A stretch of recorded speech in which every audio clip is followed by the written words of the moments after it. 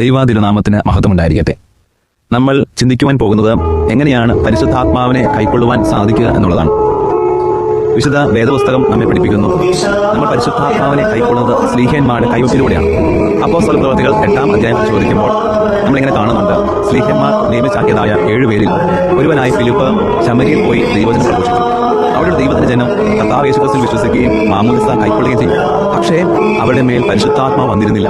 പിന്നീട് സ്ലീഹന്മാർ അവിടെ ചെന്ന് അവരുടെ മേൽ തലയിൽ കൈവച്ച് കൈവപ്പിലൂടെയാണ് അവർ പരിശുദ്ധാത്മാവിനെ പ്രാപിക്കുന്നത്. ഇത് അവിടെയുള്ള സീമോൻ എന്ന് പറയുന്ന വ്യക്തി കണ്ട് സ്ലീഹന്മാർ അടുക്കൽ തന്നെ ആവശ്യപ്പെടുന്നുണ്ട്, ഈ അധികാരം എനിക്കും വേണം. സ്ലീഹന്മാർ കൈവയ്ക്കുമ്പോൾ പരിശുദ്ധാത്മ ലഭിക്കുന്നു എന്നുള്ള ആ അധികാരത്തിന് വേണ്ടി സീമോൻ കൂടി ആഗ്രഹിക്കുന്നത്. എന്ന് വെച്ചാൽ സ്ലീഹന്മാരുടെ കൈവപ്പിലൂടെയാണ് ശമരിയ ജനത്തിന് പരിശുദ്ധാത്മാവിനെ പ്രാപിക്കാൻ സാധിച്ചത്. അതുപോലെ അപ്പോസ്തല പ്രവൃത്തികൾ 19-ാം അധ്യായത്തിൽ കാണുന്നുണ്ട്, എഫെസോസിലുള്ള ദൈവത്തിന്റെ ജനവും താൽ വിശ്വസിച്ച് സ്നാനം കൈക്കൊണ്ടു. അതേ തുടർന്ന് പൗലോസ് അവരുടെ മേൽ കൈവയ്ക്കുമ്പോഴാണ് അവർക്ക് പരിശുദ്ധാത്മാവ് ലഭ്യമാകുന്നത്. രത്നചുരുക്കം, ആദിമസഭയിൽ പരിശുദ്ധ ആത്മാവിനെ കൈക്കൊള്ളുവാൻ സാധിക്കുന്നത് അപ്പോസ്തലന്മാരുടെ കൈവത്തിലൂടെ മാത്രമാണ്.